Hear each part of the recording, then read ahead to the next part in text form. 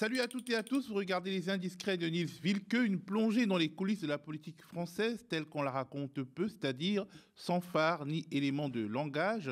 Et c'est sur le média, sur le canal 165 de la Freebox, sur Molotov, sur YouTube et sur notre site internet. Au sommaire. Et merde, le revoilà, c'est ainsi qu'on peut résumer l'état d'esprit d'Emmanuel Macron suite à l'élection de Donald Trump aux États-Unis. Ce retour triomphal qui ne fait pas les affaires du président français, échaudé par le style brutal et les moqueries, voire les humiliations du grand frère américain maltraitant qui ont fait de son premier quinquennat un long chemin de croix en matière de politique étrangère. Quelle stratégie diplomatique peut-il mettre en œuvre pour cesser d'être une victime dans une relation interpersonnelle et diplomatique qui tient avant tout du rapport de force pour l'ancien et futur locataire de la Maison-Blanche? Niels a enquêté. Autre conséquence, et pas des moindres, de la réélection de Donald Trump en France, l'extrême droite est au taquet, en particulier le RN qui voit dans cette victoire une confirmation de ses idées et s'y voit déjà en haut de l'affiche, au point de menacer le gouvernement Barnier. On y répondra, nous irons également du côté des écologistes. Les Verts ont réussi à sauver les meubles après leur campagne catastrophique aux européennes. Et malgré les efforts de leur patronne charismatique, Marine Tondelier, le parti a du mal à peser à gauche. Quelles sont les forces à l'œuvre dans ce constat? Niels nous dévoilera les coulisses du bras de fer qui se joue au sein de ce parti.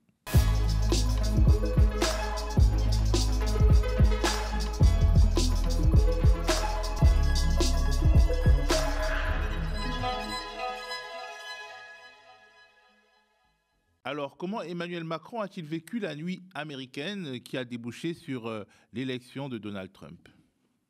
Eh ben, avec beaucoup de surprises, hein, un peu comme beaucoup d'observateurs et les citoyens en général. Et on peut dire que la victoire surprise de Trump, et surtout cette victoire massive, ça a été quand même une gueule de bois carabinée à l'Élysée au petit matin. Alors le président s'était bien gardé évidemment de soutenir ouvertement Kamala Harris, hein, pendant sa campagne, mais il avait quand même laissé fuiter via son entourage qu'il considérait la candidate démocrate plus stable. Voilà, selon mes informations. Alors, ce qui ne veut pas dire grand-chose parce que tout le monde est à peu près plus stable que Donald Trump. Mais la victoire, effectivement, de l'ex-président américain et son retour fait craindre le pire au président. Il a tout de même été l'un des premiers dirigeants du monde à féliciter Donald Trump, Emmanuel Macron.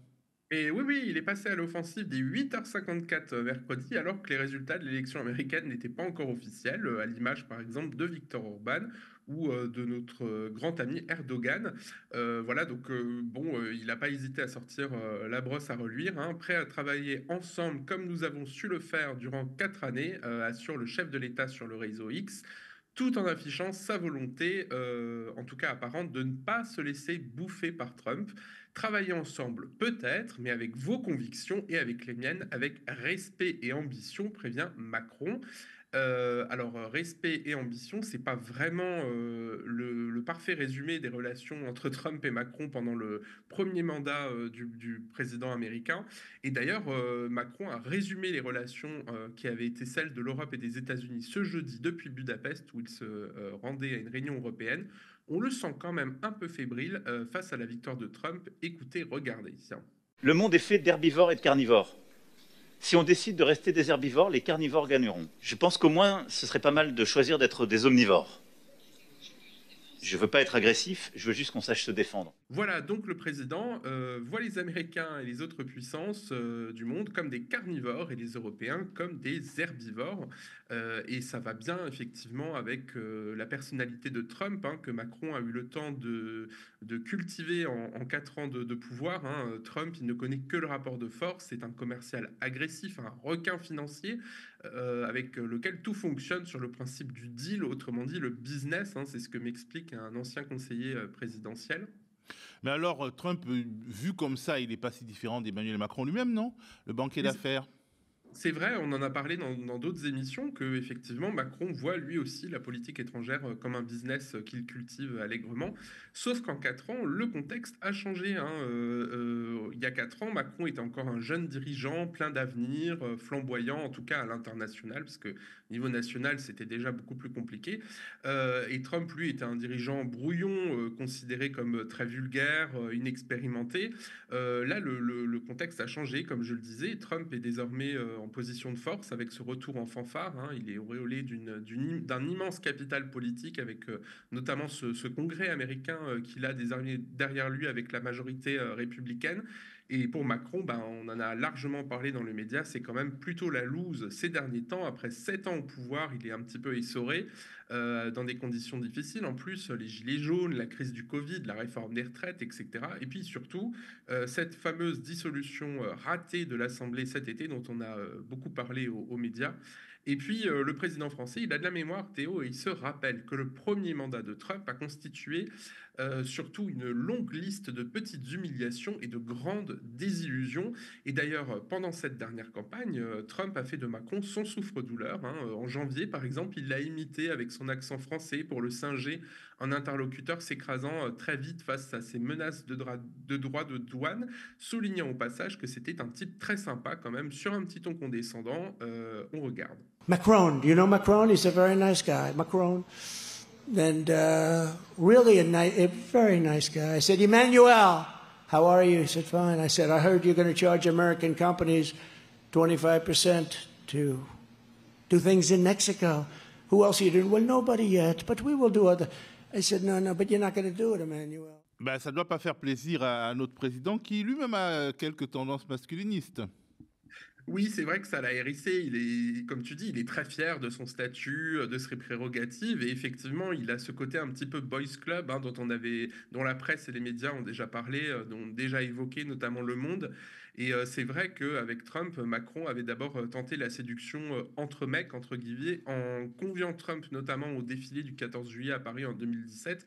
Alors, c'était une séquence un peu hallucinante, hein. On voyait le président américain s'accrocher à la main de son homologue français comme s'il tentait de la broyer. C'est un peu le résumé de la méthode Trump par excellence. Regardez les images.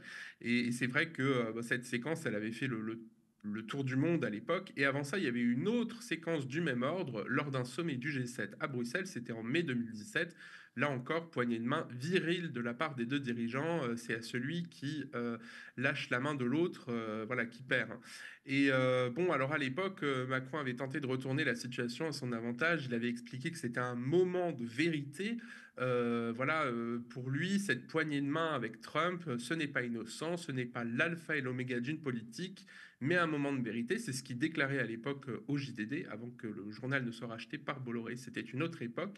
Il faut montrer qu'on ne fera pas de petites concessions, même symboliques, mais ne rien surmédiatiser non plus. Il ne faut rien laisser passer, ajoutait-il. Bref, les deux hommes roulaient des mécaniques, mais c'était quand même Trump qui dictait sa loi. Et puis on se souvient aussi que Macron avait mis les petits plats dans les grands avec la visite d'État du président américain en France à l'époque, avec ce fameux dîner à la Tour Eiffel avec Brigitte et Mélania, souvenez-vous, et le président américain avait même eu droit à un détour par le tombeau de Napoléon et une place d'honneur pour assister au défilé du 14 juillet. Et pour la petite histoire, la parade militaire avait tellement plu à Trump qu'il a tenté sans succès de décliner le concept aux États-Unis. C'était trop coûteux, c'était trop grandiloquent, même pour Trump, donc le Congrès américain avait refusé à l'époque. Oui, et Emmanuel Macron a aussi essayé des coups, comme on dit, avec Donald Trump. Oui, alors sans conteste, hein, c'est son plus gros coup, entre guillemets, c'est cette tentative de faire venir, d'avoir fait venir d'ailleurs le ministre des Affaires étrangères iranien à l'époque pour débarquer par surprise au G7 au Pays Basque au dernier moment. Sauf que, donc c'était en 2019, sauf que Trump, il avait été informé évidemment en amont de la démarche, hein, et il avait coupé les illusions de Macron et il avait un peu humilié quand même en assurant qu'il n'avait pas discuté de la venue de l'Iran au G7. Regardez la séquence. Mr. President, did you sign off on a statement to Iran, a message to Iran that President Macron says he's going to deliver on behalf of all the G7 countries? No, I haven't discussed it. No. Voilà, donc ce n'est pas un échec, comme dirait notre président, c'est juste que ça n'a pas marché. Mais en fait, l'échec de la méthode Macron a quand même été cuisant à l'époque, et Trump d'ailleurs ne se gênera pas pour l'humilier par la suite. sur plein de sujets différents, publiquement d'ailleurs, sur Twitter à l'époque, hein, ça s'appelait encore Twitter. Par exemple, quand Macron a enterré la taxe carbone pour tenter de faire reculer la révolte des Gilets jaunes, Donald Trump se fait un plaisir de le railler à ce sujet. Il retweet aussi la prose d'un de ses admirateurs, hein, donc c'est le leader d'une organisation étudiante néoconservatrice américaine, Turning Point USA, qui explique que les émeutes dans la France socialiste sont à cause de taxes d'extrême gauche sur l'énergie.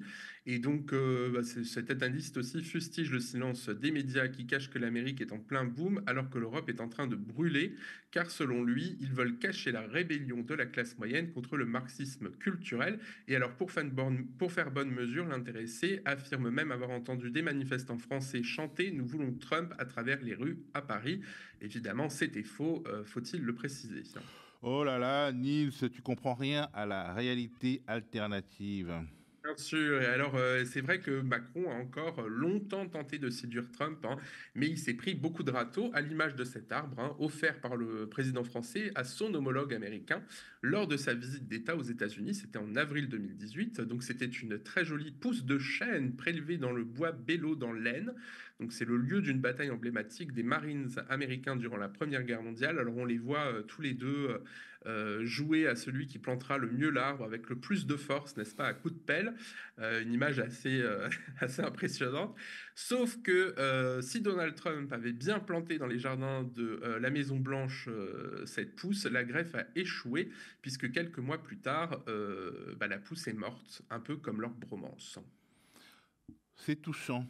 Alors, et le RN, dans tout cela, on a l'impression qu'on les entend peu sur la réélection de Trump, enfin la nouvelle élection de Trump, alors qu'a priori, si on en croit, enfin si on suit leur logiciel, ils devraient exulter. Est-ce qu'ils se forcent à garder leur dignité malgré leur grande joie?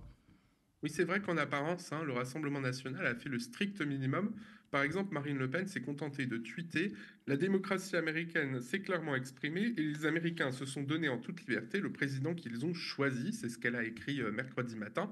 On a effectivement vu plus d'enthousiasme de la part de la chef des députés RN. Alors pourtant, Trump, il est anti-woke, hein, il est climato-sceptique, il lutte contre l'immigration avec d'ailleurs des moyens illégaux. Bref, les points de vue du président américain rejoignent de nombreuses thématiques défendues par le Rassemblement national, sauf qu'entre-temps, par rapport à sa première élection, un sondage a fait son apparition et il est sans appel. 8 Français sur 10 ont une mauvaise image de Trump. Alors c'est une étude de l'Institut ELAB pour BFM qui a été publiée ce 7 novembre, en même temps que la réélection du président. Et en plus, ce sentiment négatif, il transcende les catégories sociales et les électorats. L'image de Trump, elle est particulièrement mauvaise. Alors, on s'y attendait un peu, mais chez les électeurs, évidemment, de gauche, 94%, les macronistes, 91%, chez les femmes, 86%, et chez les cadres, 88%. Mais quand même, il y a 56% des électeurs RN qui ont une mauvaise image de Trump.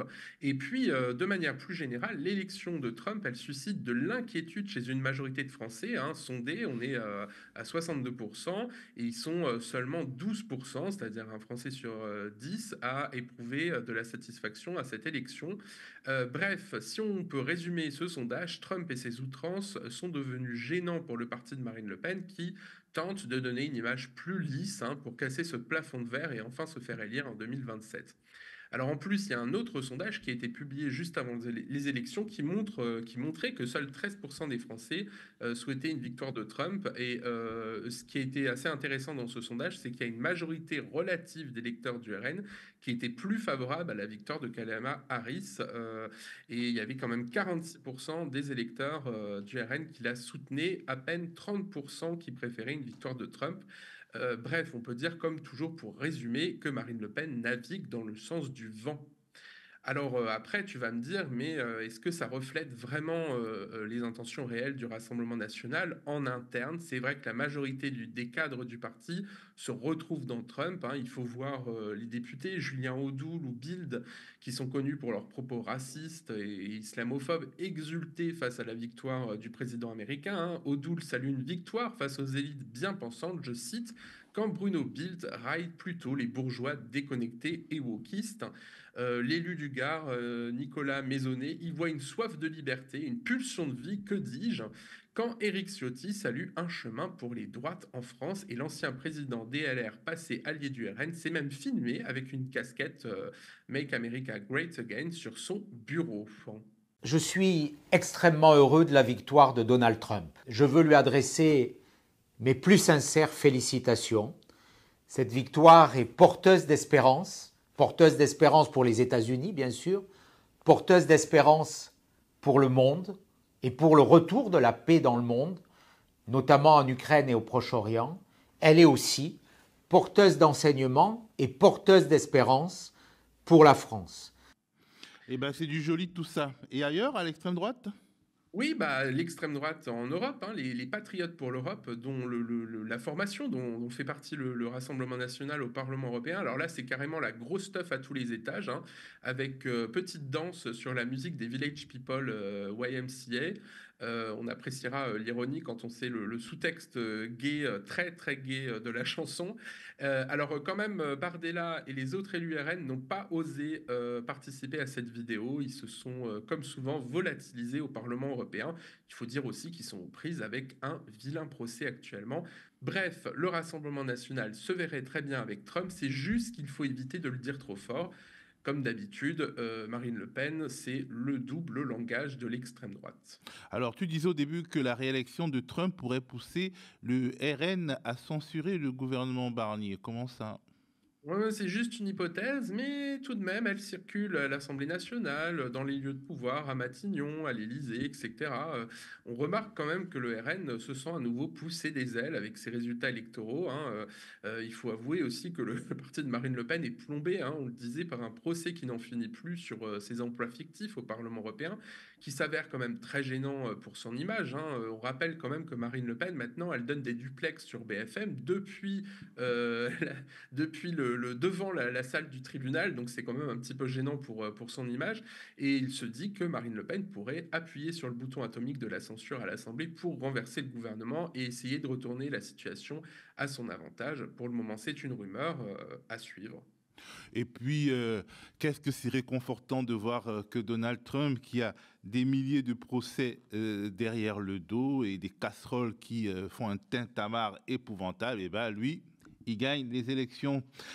Alors, je voudrais qu'on parle maintenant des écolos. Comment va le parti écologiste aujourd'hui? On a eu l'impression que il y avait une petite hype tondelier après les législatives anticipées, mais qu'en est-il aujourd'hui, là, au moment où nous parlons? Coup-ci, coup-ça, hein, le parti, hein, en fait. Alors, tout le monde, enfin tout le monde, en tout cas une majorité d'élus, de cadres d'Europe Écologie Les Verts reconnaît à Marine Tondelier le mérite d'avoir réussi à imposer une séquence positive avec le nouveau Front Populaire. Mais les écolos, quand même, sortent d'une séquence pardon, compliquée avec pas mal de trous d'air, hein. Campagne aux européennes catastrophique, on le rappelle, hein, l'affaire Bayou aussi qui a écorné l'image féministe, hein, du parti. Et un ancien classique d'Europe Écologie Les Verts résume le paradoxe des écolos de cette manière: les enjeux climatiques n'ont jamais été aussi majeurs, mais on a du mal à percer le mur médiatique. Alors j'ai contacté Marine Tondelier qui était dans le train, elle rentrait de Mulhouse où elle était à un déplacement public. Et elle balaye cette analyse. Alors elle m'explique qu'elle sillonne actuellement les villes moyennes de France, hein, pour tenter de raviver les consciences écolos, chercher des électeurs un petit peu moins urbains, un petit peu moins bobos peut-être. Elle préfère mettre en avant évidemment ses réussites, hein, avant le fameux congrès du parti qui est prévu à la fin du mois d'avril 2025. J'imagine qu'elle a des réponses face à toutes les critiques qui lui tombent dessus. Évidemment, alors elle me dit que les écolos sont revenus au centre du jeu médiatique et politique, hein. Elle en veut pour preuve que le parti a dépassé la barre des 18 000 adhérents et des 200 000 soutiens, et que le nombre de personnes qui ont adhéré depuis l'été est plus élevé que le nombre total d'encartés en 2017.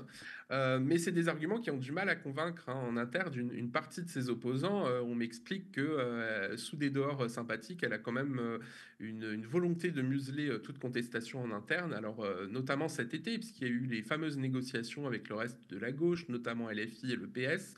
Donc c'est à ce moment-là que Marine Tondelier s'est entretenue en visio avec ses petits camarades. Et l'un d'eux m'explique que c'était compliqué de lui faire part de réserves voilà, sur l'Union, sur sa méthode. Et que, alors on peut comprendre évidemment que gérer un parti comme celui des écolos, ce soit pas évident, mais d'un autre côté, on peut pas entendre à chaque fois que c'est fatigant de répondre à des questions. C'est ce que déplorait en off l'un de ses adversaires. Et puis, il y a aussi toutes les petites maladresses de Marine Tondelier qui n'ont pas été oubliées. Par exemple, quand elle a qualifié de forceurs ses rivaux en interne pour avoir insisté pour faire alliance à gauche pour les européennes. Quand c'est non, c'est non. Oui, ok. 2022.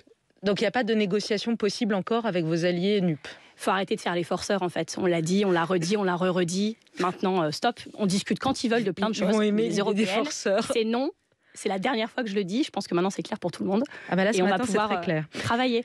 Il y a aussi eu les mots vifs qu'elle a employés sur une manifestation pro-Palestine. C'était en octobre 2023, quand elle a affirmé qu'elle trouvait débile et choquant de prononcer les mots Allah Akbar dans ce contexte. Je rêve d'un monde où je pourrais aller manifester pour le peuple palestinien, pour le peuple israélien et pour la paix, sans risquer d'être amalgamé à des gens qui crient Allahu Akbar, place de la République hier, ce qui est quand même complètement débile et choquant dans le contexte.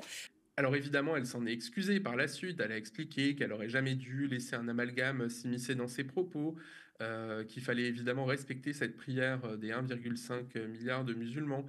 Et puis elle avait fait un mea culpa assez complet en adressant ses excuses à toutes les personnes que ses propos auraient blessées. En interne, on lui reconnaît évidemment un vrai talent de tacticienne. Elle a été très politicienne, me dit un éminent écologiste. Elle grenouille dedans depuis longtemps, faut-il dire. 9 ans quand même au bureau exécutif, 2 ans collaboratrice de Cécile Duflot, sa prédécesseur à l'Assemblée. Mais bon, chez les écolos, c'est toujours pareil, Théo. Il y a des haines recuites, notamment sur la gestion de l'affaire Bayou. Alors, on rappelle que 2 enquêtes pénales ont été ouvertes à Paris début mars, après des plaintes d'Anaïs Leleu, l'ex-compagne de Julien Bayou, par ailleurs ancienne militante du Parti écologiste. Alors, ces plaintes, elles visent l'ancien dirigeant pour harcèlement moral et abus de faiblesse, et le parti pour non-assistance à personne en danger. Alors évidemment, Marine Tondelier se retrouve prise dans un engrenage judiciaire un peu malgré elle. Elle a fait ce qu'elle a pu, mais elle se retrouve dans un truc qui ne la concerne pas aujourd'hui, la défend un proche. Et puis Marine Tondelier, elle préfère évidemment insister sur les changements qu'elle a opérés au sein du parti avec son groupe. Donc elle m'explique, on a une ligne claire en termes de valeurs et de stratégie politique. On est passé de 5 à 15 salariés, on a changé de nom, de statut, insiste encore Marine Tondelier. Alors ça également, ses opposants sont pas forcément hyper réjouis. Oui, enfin, si elle a changé le nom du parti, c'est parce qu'elle en a marre de traîner le boulet Bayou, dont elle avait des proches avec elle, et c'est un peu du ripollinage, c'est ce que m'explique un opposant.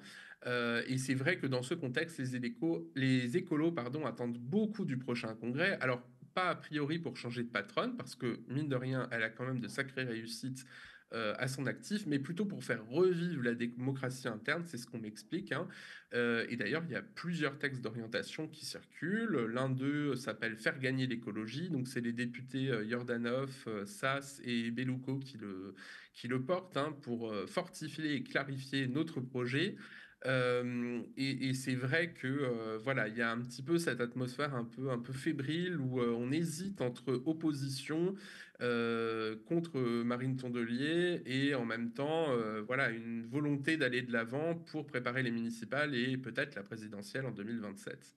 Donc quelque part, elle est un peu insubmersible, enfin pour l'instant, Marine Tondelier. Oui, elle a une sorte d'immunité temporelle pour le moment. Et puis alors, elle voit ça aussi comme des attaques médiatiques, en fait. Elle m'explique qu'il y a un prisme journalistique qui voudrait insister sur les divisions des écolos, alors qu'en réalité, ils sont bien alignés. Quand, par exemple, je l'ai interrogé sur les critiques de subordination à LFI, puisqu'on l'accuse d'être trop subordonnée à la France insoumise, ça c'est régulièrement au sein du mouvement. Elle m'explique que c'est un truc de journaliste. On ne se détermine pas par rapport à ce que ferait la France insoumise. À chaque fois qu'on prend une décision liée à la gauche, on nous accuse de soumission. C'est encore le cas notamment sur la candidature de Lies Loufoque en Isère. Hein. Alors elle me dit, bah non, nous on respecte juste l'accord du NFP et elle insiste là-dessus. Il n'empêche, en 2022, les classiques du parti considéraient Marine Tondelier comme sympa, entre guillemets, et s'inquiétaient d'un potentiel manque de fermeté. Eh bien manifestement, au fil des crises, la patronne des écolos apprend et elle a appris, et elle est moins sympa avec ses adversaires politiques et la presse, mais au moins elle est toujours à la tête des écolos. Et ben voilà. La main de fer dans un gant de velours recyclé peut-être. Merci Nils. Merci Théo. Et merci à vous d'avoir regardé cette émission. Dites-nous ce que vous en avez pensé en commentaire si vous nous regardez par YouTube et via email si vous nous regardez à la télé. Si vous avez quelques secondes, donc allez sur tnt.lemediatv.fr pour signer notre pétition et soutenir toutes les démarches que nous avons engagées après l'attribution des fréquences TNT par l'Arcom. Si vous le pouvez, bien entendu, apportez-vous notre soutien, toujours sur tntlemedia.fr. Allez également sur notre deuxième chaîne YouTube, Le Média 24/7, et abonnez-vous, activez la cloche, partagez, restez connectés aux médias.